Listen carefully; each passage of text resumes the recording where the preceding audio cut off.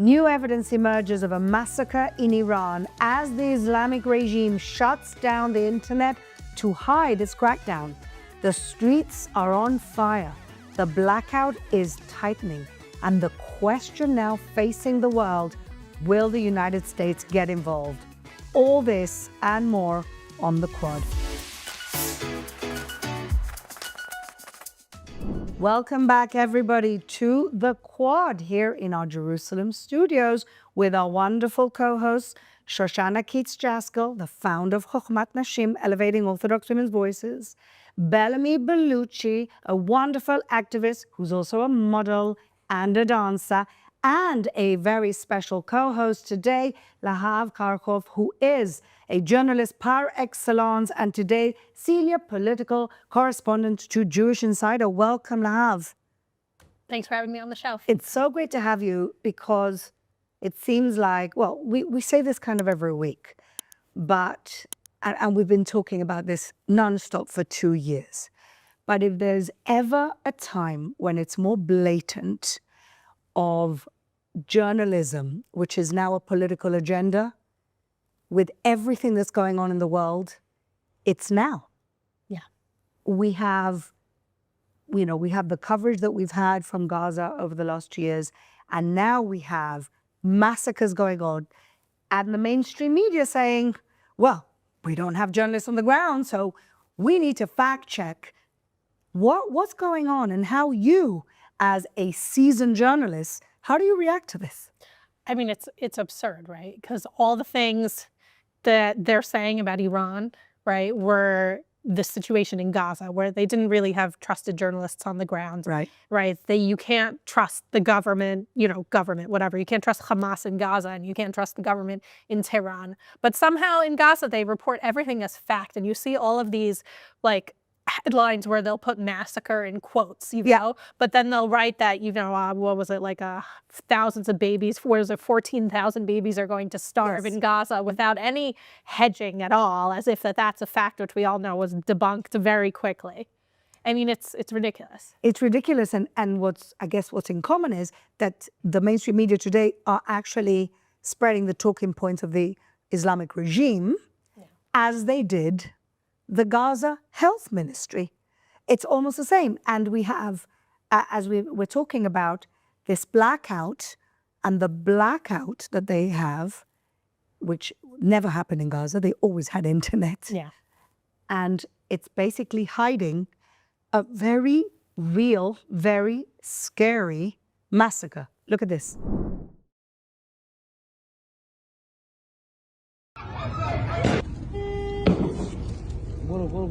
نه بابا شروع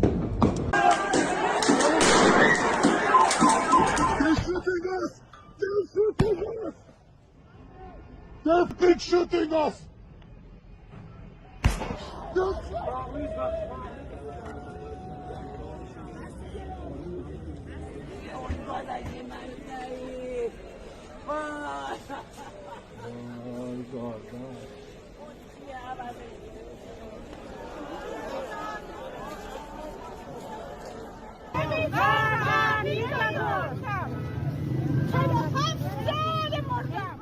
That woman gets me every time. She came out and she said, I don't care about dying. I've been dead for 47 years.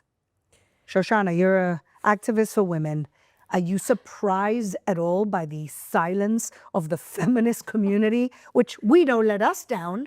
So I don't have words to describe my disappointment, my pain, my deep pain at the fact that the Western feminists are completely silent. These women are taking their lives into their hands by going out into the streets.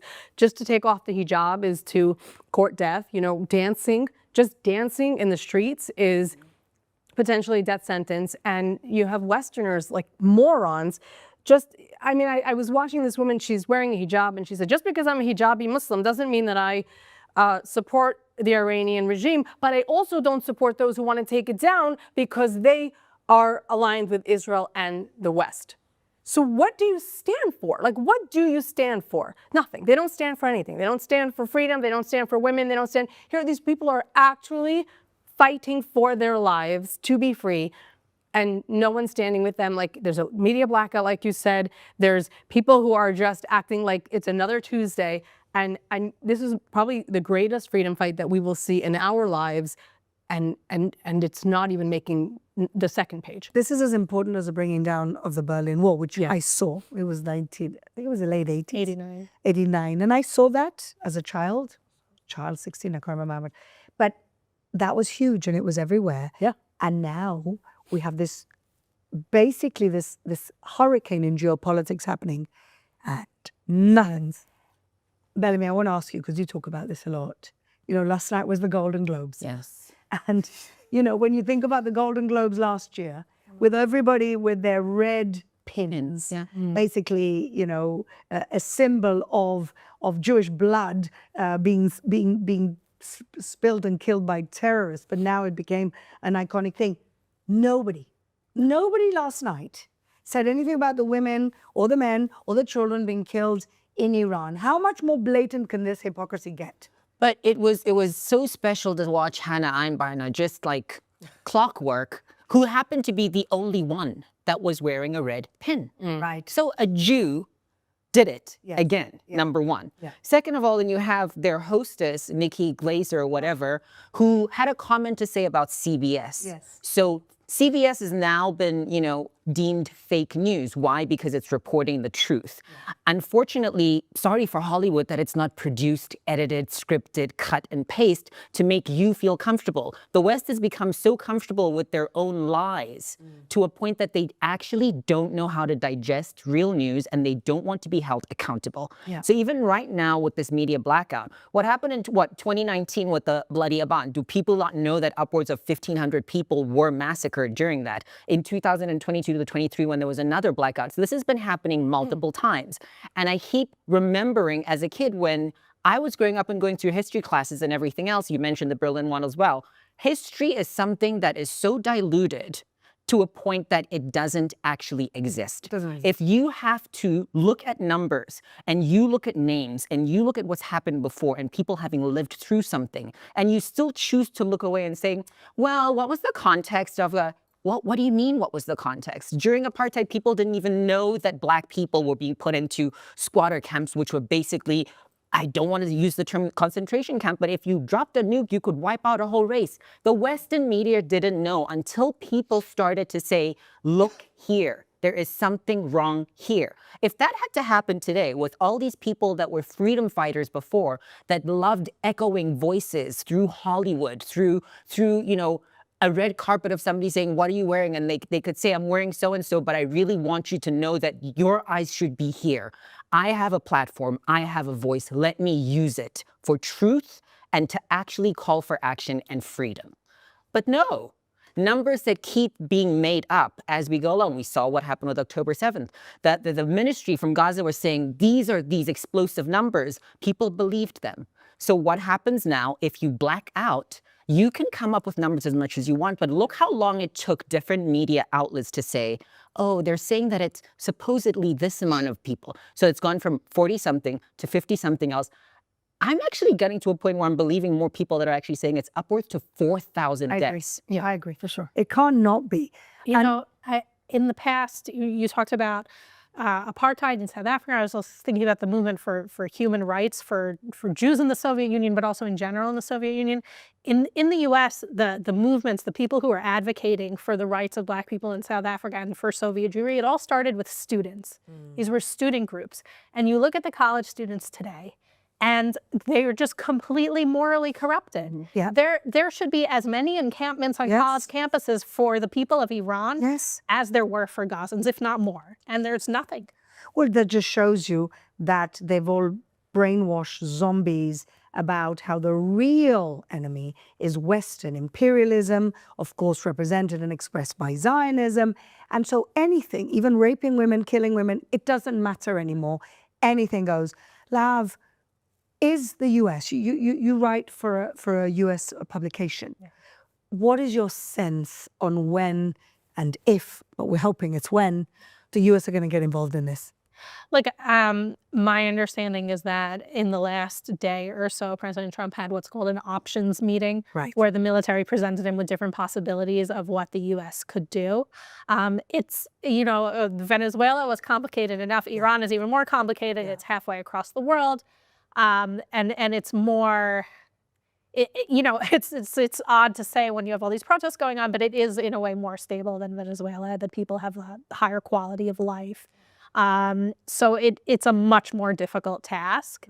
And I think that it's still very open. I don't think that decision has been made, although President Trump keeps saying in public that he's going to do something. He keeps saying, and Marco Rubio also intimated that something's going to happen. We're here for the people of Iran.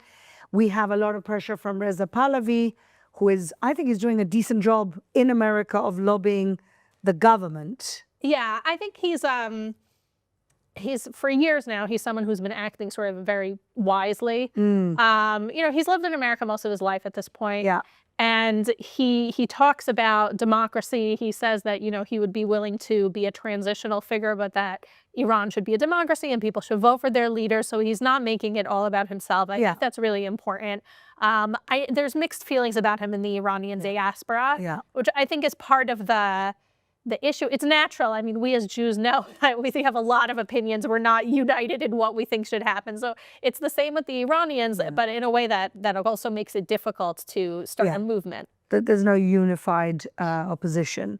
And, well, we saw this last night when a U-Haul truck basically mowed down an Iranian protest in LA.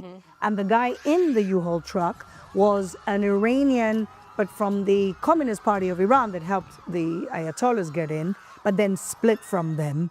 Right. And this is happening on the streets of LA. Well, it's interesting, I read this morning very briefly. It's funny how these things, like, you're a journalist. I have written articles, but I'm not a journalist. What gets told, right? So what did I read this morning very quickly that the United States and Jordan, I believe, struck ISIS in Syria. In Syria. Overnight. Yeah. And I don't know. I'm not a political analyst, but I'm thinking, Syria's here, Iran is here, Israel's here. I also want to think. I'm wondering, like, is this, and Jordan was involved. So I'm wondering if, like, is this signaling? Is this? I don't think it's separate. I can't imagine that it has nothing to do with it. But I don't know. I just know that the planes are here. I think that the way things stand with Ashara in Syria and the United States and him wanting to continue to curry favor with the United States, I don't think he'd get in the way. But no, I don't think he can't get in the way. Right. I can't imagine he can get in the way. But I think it's more than that. He's playing ball. Right? Yeah, a lot of the Iranians supported Assad. He has to play ball. They Right. supported Assad, and not only that, Trump lifted the sanctions on Syria, which has given him an enormous advantage and break. I have concerns about it because I think that the U.S. gave up a lot of its leverage. Like, the U.S. is a superpower, so it's always going to have some leverage. But I think the sanctions were big leverage, and they gave them up with not getting enough in return. Well, we don't know, though, do we? True. And again, we don't know when Trump went to Qatar and he went to Saudi, he didn't come to Israel, and everybody was like, oh, but look, and he got a plane and that. And I'm actually thinking that Trump is so much smarter than people give him credit for, because then he got the live hostages out, which we never thought would happen. Yeah. And I feel like in the Arab world, that Trump really understands them. It is give them a lot of respect, give them a lot of attention, give them a lot of business, and then they'll play ball. And maybe it is giving up their leverage, maybe it isn't. But hell, it seems to be working for Trump right now, isn't it? I think that it definitely is working. And you're in and out. I dance back and forth with him where I'm going, okay, he's batting. It's time for him to bat. And then he pulls back a little bit.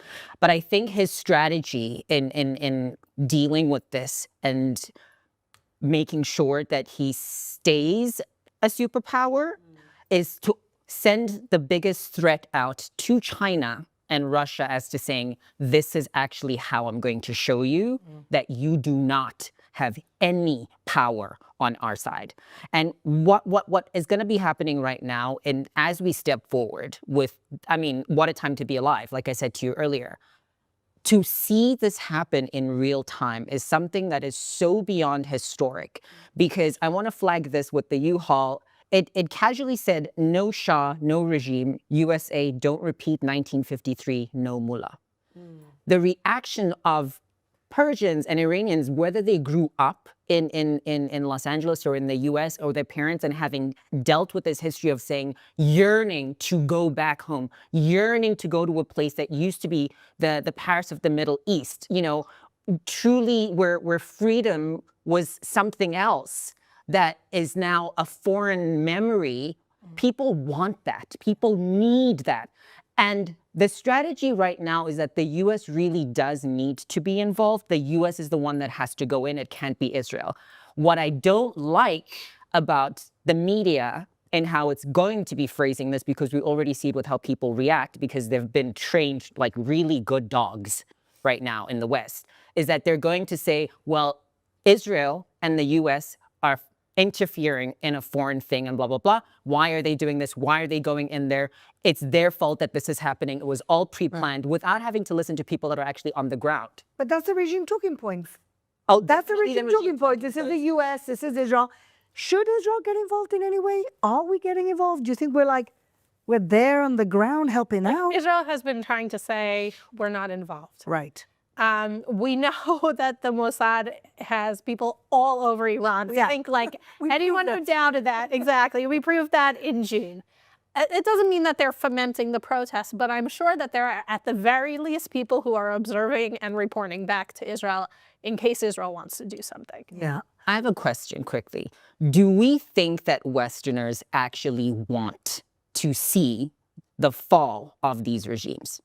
Well, it depends what you talk about Westerners. Yeah. Should it be Western powers that would be stupid to not want? Because the biggest threat to world stability today is the terrorism exported, the Islamic terrorism exported from the Islamic Republic of Iran. Even more, if they fall, please God, when they fall, everything will change. Qatar will have to reevaluate their sponsorship of terrorism. It's a big blow to the project of the Islamization of the West. Huge blow.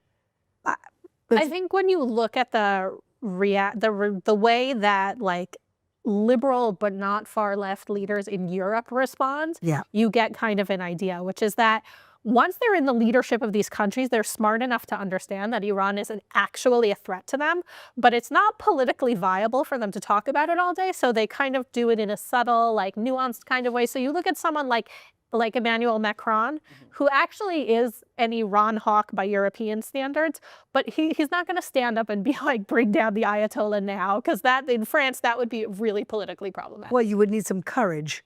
Yeah. Who's got courage of the European leaders?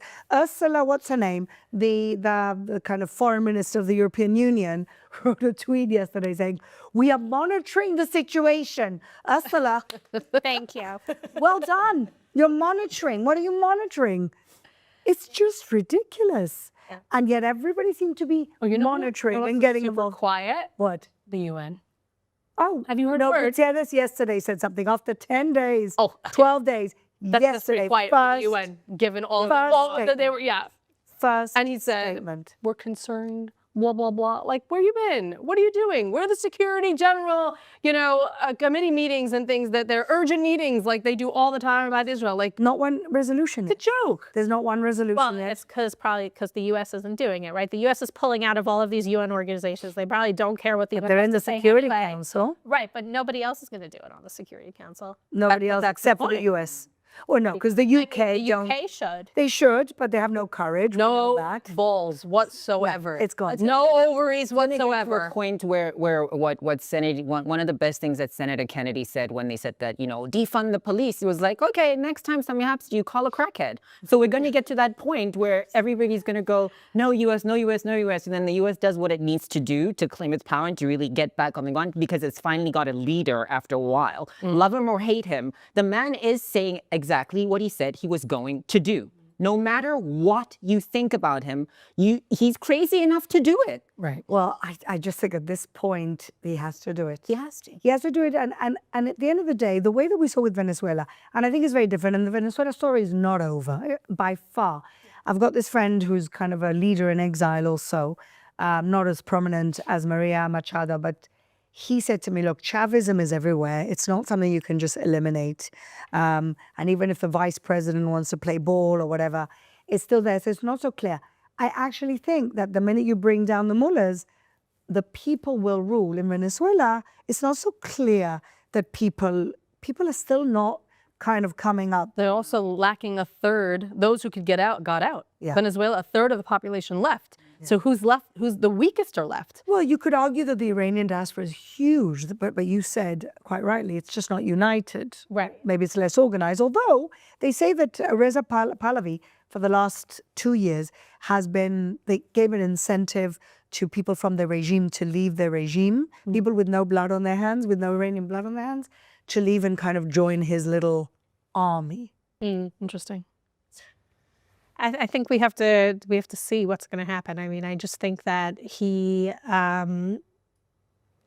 a compelling figure, right? But I think a lot of people also have like a lot of feelings about his father, about the Shah. Of course. So, I think that in Iran, I agree that like once the mullahs fall, I think that, the structure is so centralized and built around them that the regime will fall, right? But I also think that they operate a lot in a smarter way than the Chavismo did, right? Yes. Like their oil industry is great. I mean, sanctions were not, hurt it somewhat, but like mostly they're doing fine in the oil industry.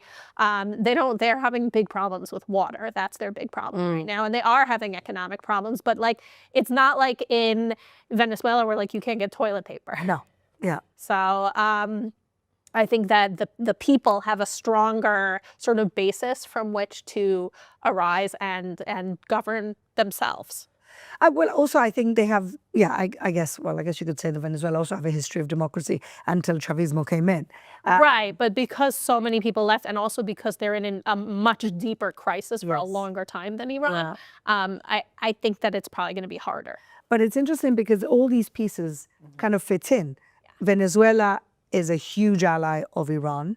Iran, the Islamic Republic, have been able to do a lot of things thanks to Venezuela and the other way around.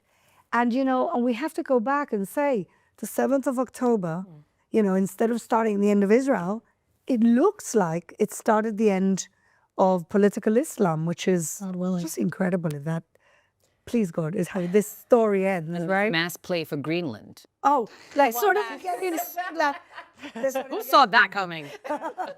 That's a mess.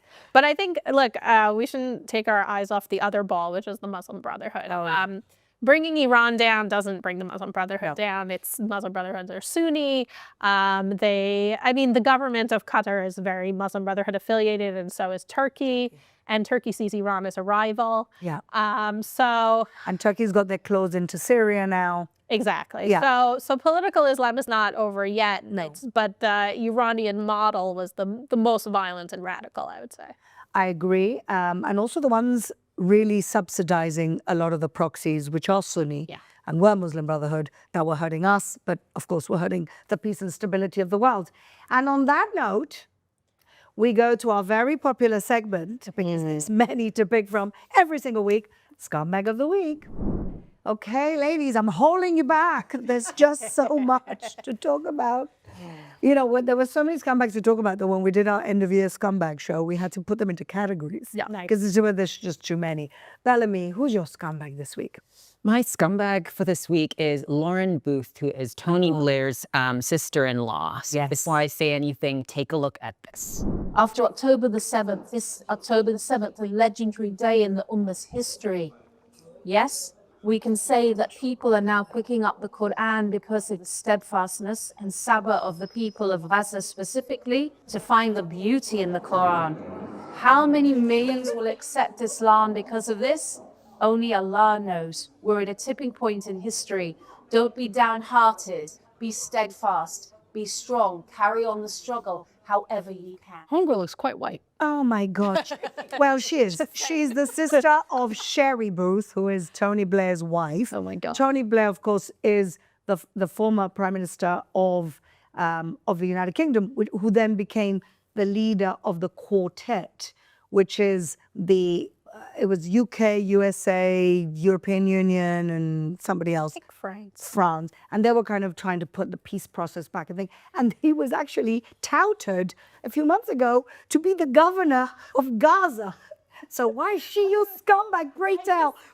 It's the setup for me. The setup is very dangerous because she speaks about October 7th, but she brings it into some strange religious thing because now whatever you say against them in terms of religion will be used as Islamophobia. So it's a setup for her to say it was such a beautiful thing because people picked up the Quran and they're coming to Islam. So if I say anything about, wait, October 7th, this is actually what happened, people died, they'll be like, but the beauty of the Quran and the religion, and this is how we keep. And then the dangerous closing of keep steadfast, carry on the struggle. These are weird talking points of very, very radicalized communist type of people.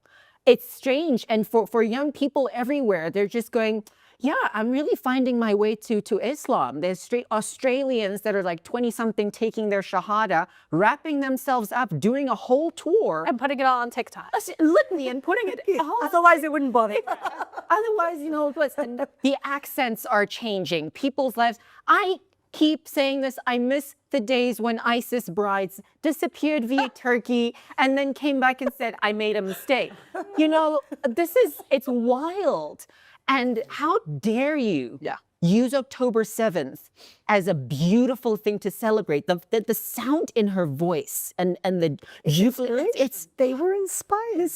This was inspiring to them. This is prophecy for them. There was a whole article in the Free Press like a month or two back about like young white women who are converting to Islam, like basically for social media clout. It's ridiculous. Yes.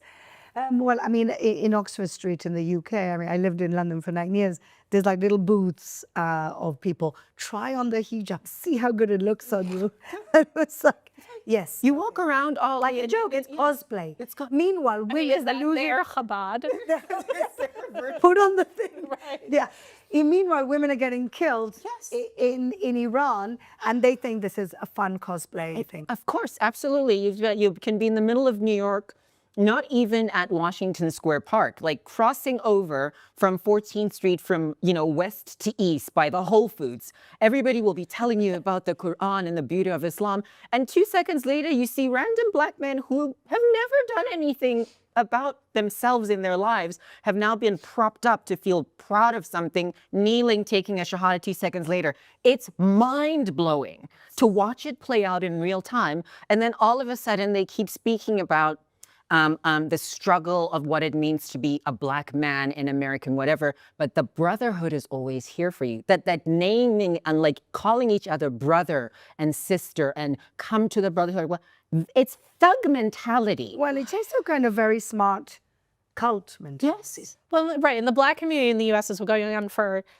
I don't know, 60 years now because of the Nation of Islam, which is not actually Islam. It's like a cult using some Islam words. With right? bow ties. Yeah. Well, she's definitely a very worthy scumbag, and I just wonder whether this is going to have any effect on Tony Blair and the work he's tried to do. I mean, I hope not. I hope not. He's done these.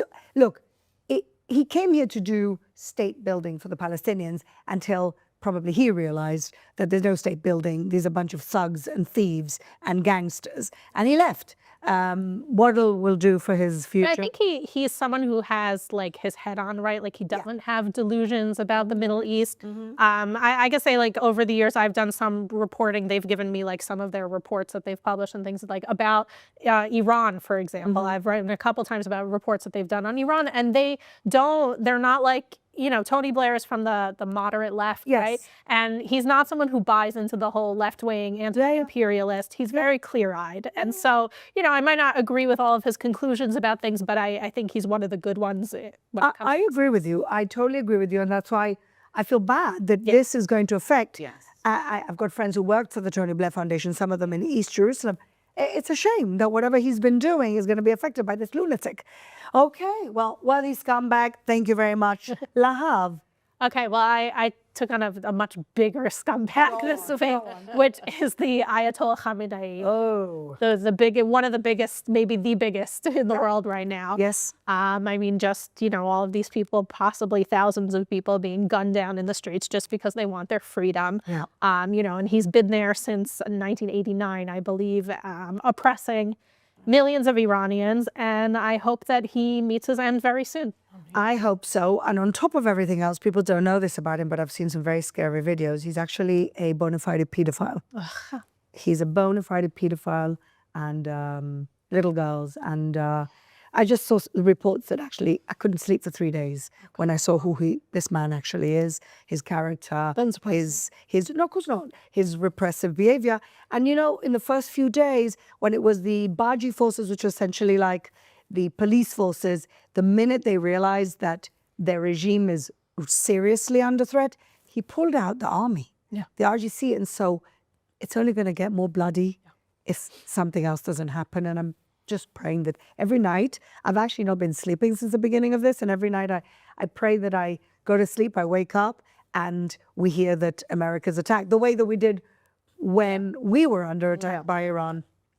Anyway, definitely the scumbag of scumbags. Well done, lad. Agreed. Shoshana, who's yours? Oh, Megyn Kelly. Oh, God, from the Ayatollah to Megyn Kelly. What's going on, Shoshana? But she deserves it. Oh, God. Megyn Kelly has jumped the shark. She's gone over to the dark side. Yes, she has. She's looking up Candace Owens' skirt as she chases her up the conspiracy theory ladder. Megyn Kelly, what made you think this was a good idea? Watch this clip for a second. And only now, Tucker, have I begun to say, wait a minute.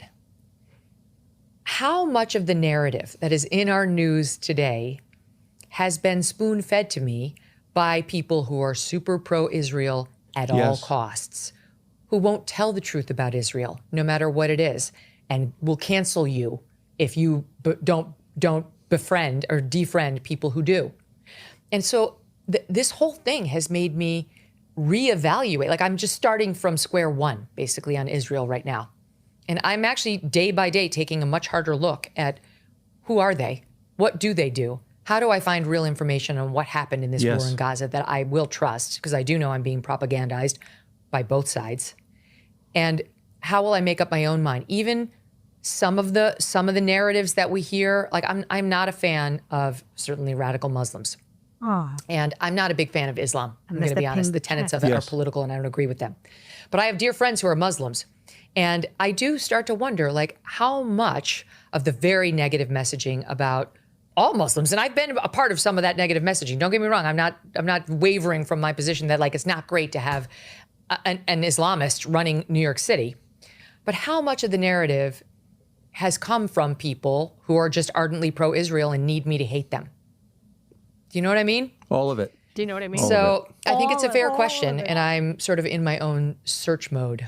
Yes. In other words, In search mode. I'm waiting for the Qatari check. Megan's my eyes are now wide open. I'm all ready to hear about all your conspiracy theories. And Tucker's like, all of it in Israel. It's all Israel. But first, Tucker, he makes this confused face right when he's like, Where's she going with point? Good point.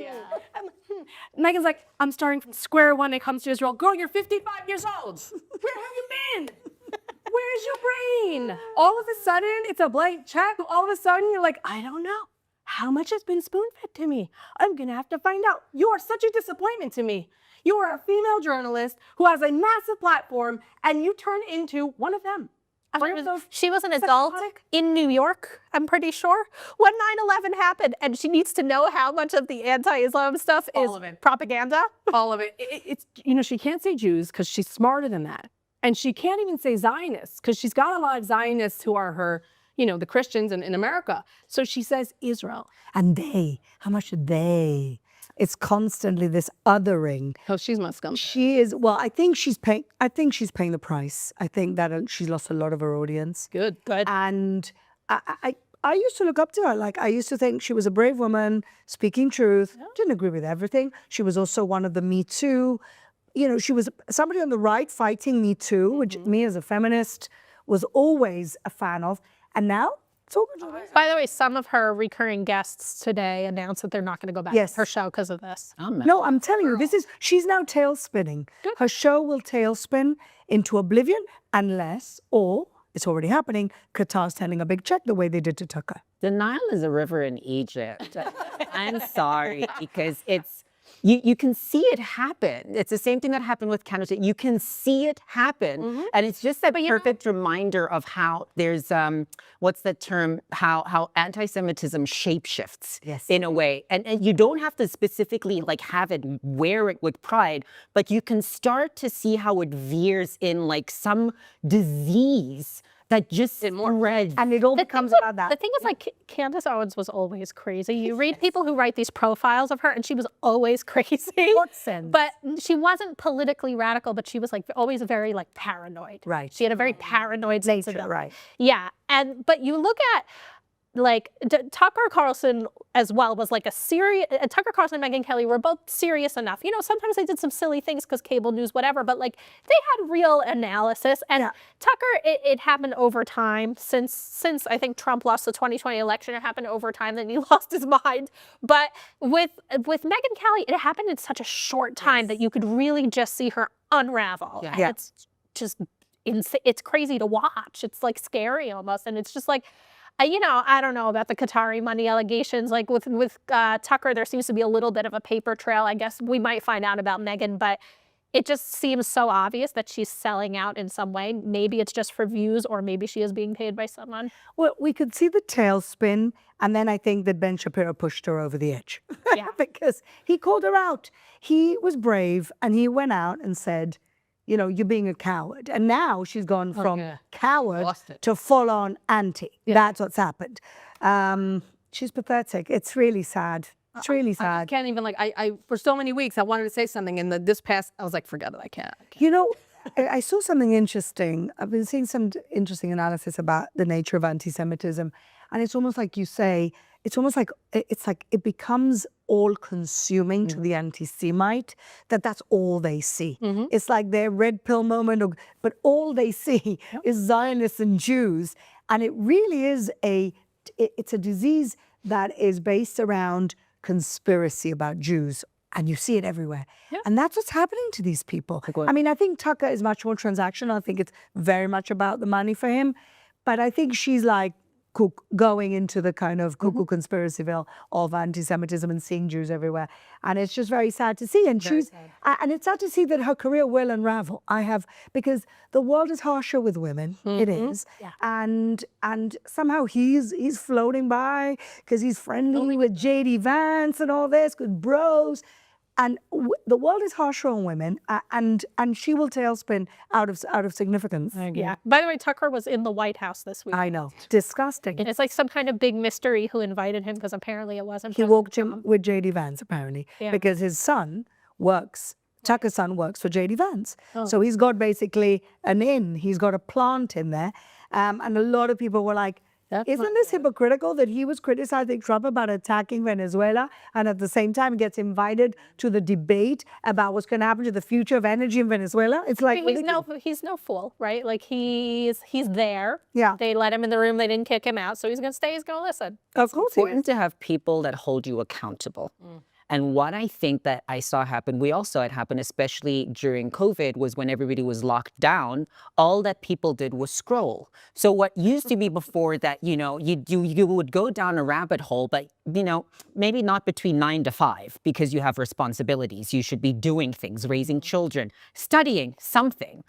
All of a sudden, the world shut down, people's brains kind of like ticked, and something shifted, because going down rabbit holes and then seeing other people and finding your tribe on social media, all of a sudden, it spread. It spread because people weren't willing to actually think. They weren't willing to actually say, but wait, let me look at what happened over here. Maybe I should ask what happened here.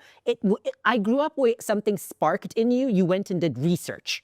You went and you read books. Yeah, but it's the opposite now, because once you go down a rabbit hole, all you see in your algorithm is that. Yeah. That's all you see. And so you are living in this, what do they call it? bias. Yeah, but in this bubble, in this vortex of just this kind of getting worse and worse and worse. I mean, it's awful. My scumbag this week is very general also, and it's all the Free Palestine warriors. Where are you now? You are supposed to be social justice warriors. You're supposed to be human rights activists. The people in Hollywood that we spoke about, the Cenk Uygurs, the Anna Kasparians, all these people right now, instead of standing with the innocent good people of Iran against a repressive regime, you are actually advancing conspiracy theories that this is all about Israel and America and oil interests, and that the people of Iran that you're completely ignoring, even the ones in your countries telling you to your face that they want liberation, that they want freedom, that this isn't about anything else, that they have agency, to know what they want. And quiet crickets.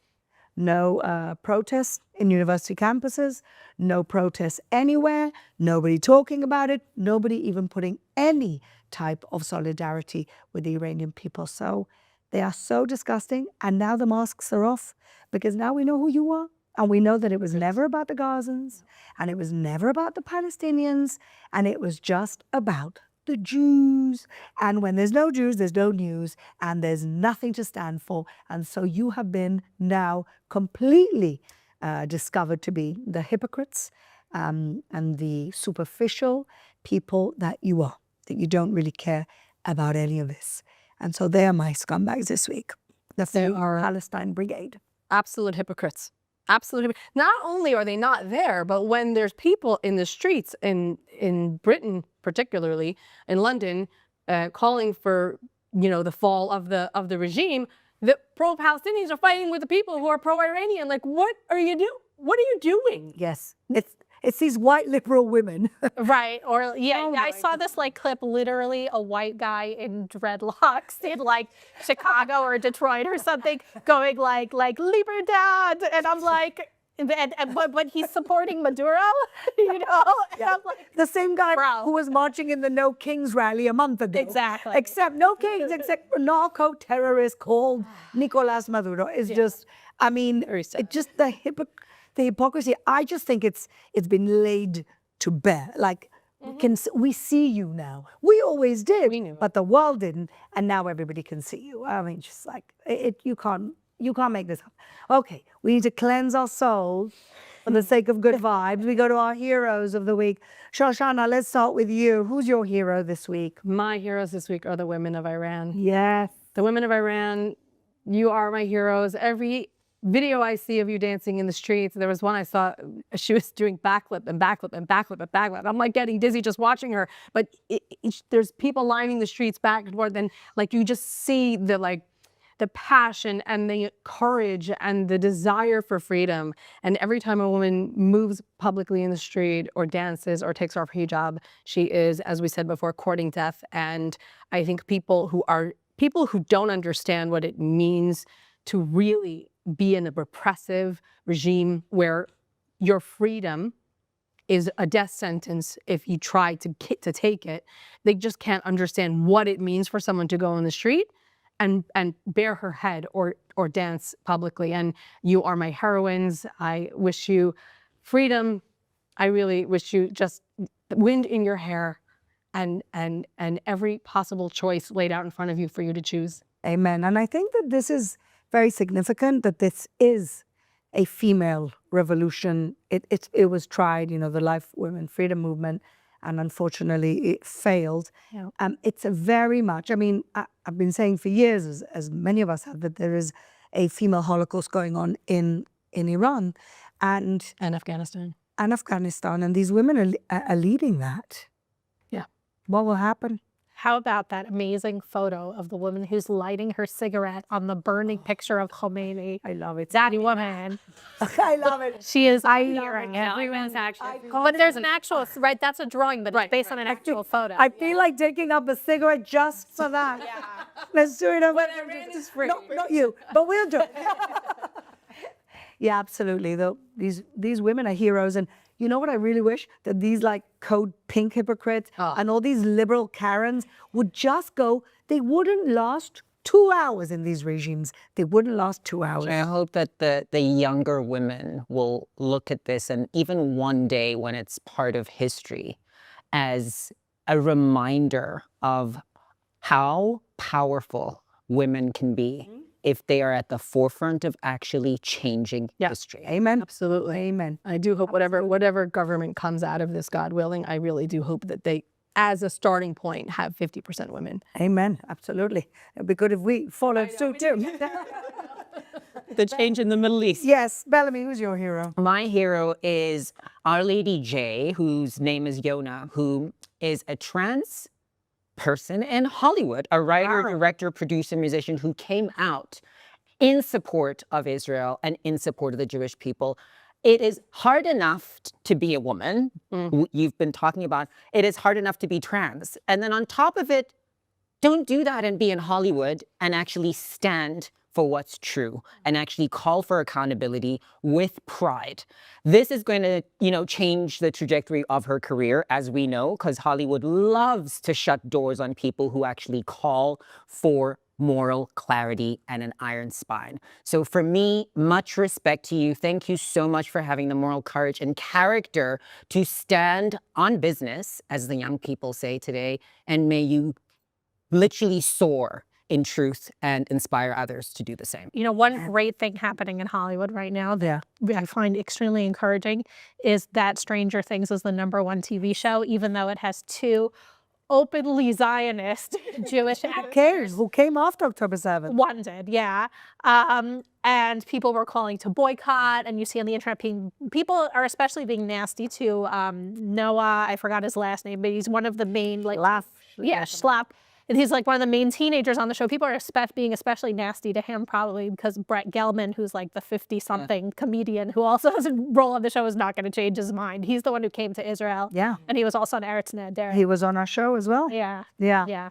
Oh, yeah. It is encouraging. And then you have Jennifer Lawrence, who just 3 weeks ago starts talking about the massacre in Gaza, now said last week, what our opinions in Hollywood do not affect the public, then shut up or apologize for the libelous things you said about our country. A great thing that she said, actually, that the clip, I'll send it to you, was her saying, talking about the massacre and the genocide and whatever. Yeah. And the next clip was her in Hunger Games with that song, Are You? As a woman, watching that, I thought, you must be so stupid, because why didn't you stay in character at that point in time? You, having watched, Hunger Games and everything else, and the rhetoric that people keep tossing back and forth with saying, you should be asking for people to liberate themselves. You should be looking for what truth is, as opposed to saying that there's a genocide. Where is it? That's more scripted than what's actually going on. You're giving her too much credit, sweetheart. Really.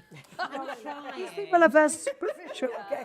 These people are very superficial. Lahav, who's your hero this week? My hero this week is Maria Corina Machado, the head of the opposition in Venezuela, who, of course, had to flee Venezuela a couple months ago when she received the Nobel Peace Prize.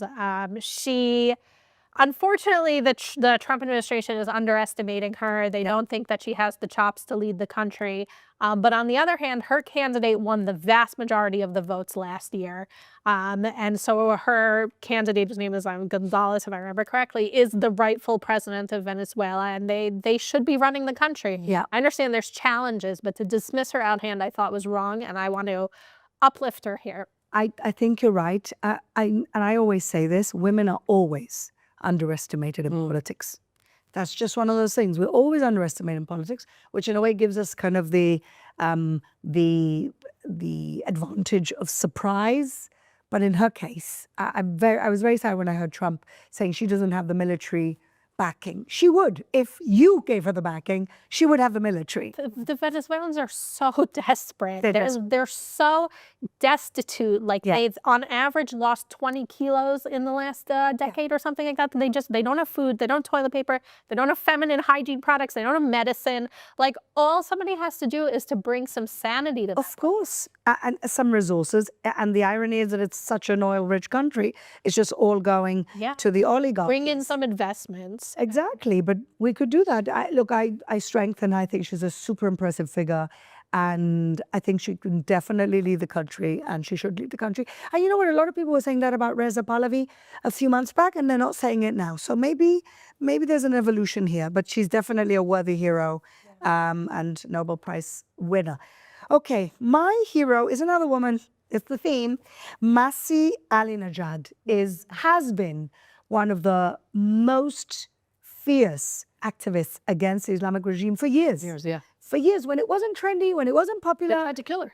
They tried to kill her 3 times In the U.S. soil. They tried to kill her 3 times on U.S. soil. And she had to face yesterday on Piers Morgan that morally bankrupt moron, Anna Kasparian, telling this woman that had to run away from her own country because her hair was too curly, that it wouldn't fit in the hijab. She was telling her that no, they didn't really need to be liberated from the Ayatollahs because it was a US and Israel plot. And here is how this incredible hero responded to that moron, Anna Kasparian. You say that Iranian people do not want regime change being imposed by Trump administration or Prime Minister Netanyahu. Who said that? Iranian took to the streets since 2009, 6 major uprising, and they made it clear that this is the people of Iran who want to change the regime. And then you saying that this is external regime change by accusing Iranians being led by Prime Minister Netanyahu and President Trump, by accusing them promoting external regime change, you are actually giving excuse to Iranian regime to slaughter Iranians, to kill innocent and unarmed protesters. This is what you're doing. I felt her pain. You know, she's facing this privileged idiot working for a privileged idiot network, the Young Turks. She's Armenian, so she's Working for the Young Turks. an Armenian working for the Young Turks to remind everybody the Turks slaughtered and genocided the Armenians, but it doesn't matter because, you know, she can't put 2 and 2 together. And she has the gall to face this hero who's been doing this for 20 years, who's been facing, a contract on her head for killing her and telling her that it's not them that really want liberation. You know, there's this Marxist idea, I think it's from Lenin specifically, whom, which is when you do something, who does it benefit? Yes. And that you have to look at things through that prism. And you really, really see that now when you have someone like Anna Kasparian, who benefits from liberal democracy every single day, but doesn't want the people of Iran to have that because it might make Trump and Netanyahu happen. You know, you see how this poison of Marxism, has infected people's brains. It's really infected people's brains to the point that they're like zombies now. And this woman has been a hero of mine for many, many years. She's been the most outspoken activist for many years. Masih Alinejad, we pray for the day that you can go back to your country and be the president, because we'll be right behind you. And she's my hero of the week. So ladies, thank you so much. We pray every single week on this show since the beginning. We're almost on 100th show now, but we started shortly after October 7th. We pray for the return of the last hostage in Gaza, Ran Gvili. We pray for the downfall of this very toxic, repressive, murderous regime of the Islamic Republic of Iran. And we pray for peace and stability in this region. Thank you for watching. See you next week.